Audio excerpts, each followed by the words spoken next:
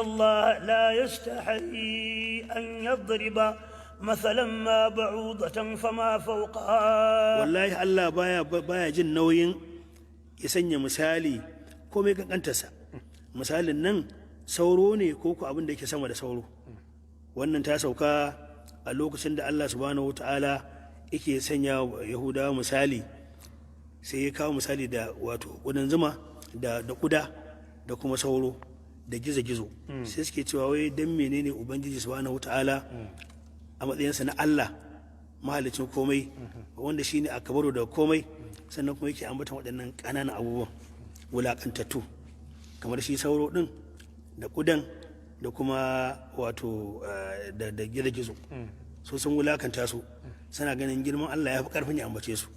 To Allah ya ce shi baya barin sanya misali na abin da yake so ya sa misali da shi kuma kankantarsa, domin ya sa misali da abin nan wanda bai san girman abin ba shine bai san girmansa ba, amma shi ya san girman abinsa, ya san irin abin da ya ajiye a cikin sa na mamakan Ubangiji subhanahu wataala wanda ya cancanta a sa misalin da shi. Ina ga na ba da kisar wani daga cikin masu bincike akan waɗannan mahalukatin na Ubangiji subhanahu wataala, wani Dr. Muhammad Ranib suna su kenan, ya yi bincike akan shi sauran nan da ake magana sauro, wanda su Yahudawa suna ganin sauro bai kai Allah ya ambace su, dan me Allah zai kirawo sauro a Alƙur'ani.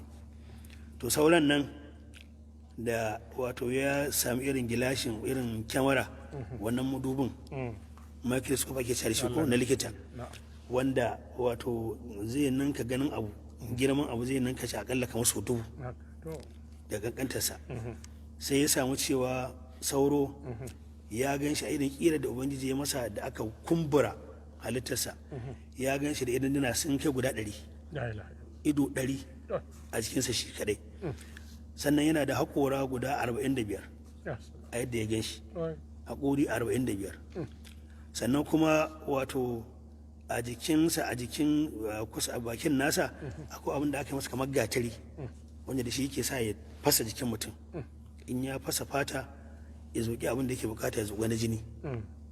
Sannan kuma Allah ya masa wasu farauta masu tsananin tsini da kaifi, farautan da za a ga sauro idan ka aje gilas, ai gilas ya fi komai santsi, amma zai iya hakan gilas ya tsaya, yana gilashin yana sama shi kuma yana kansa, yana da farautan da zai riko abin da zai riko wanda ba zai faɗo ba.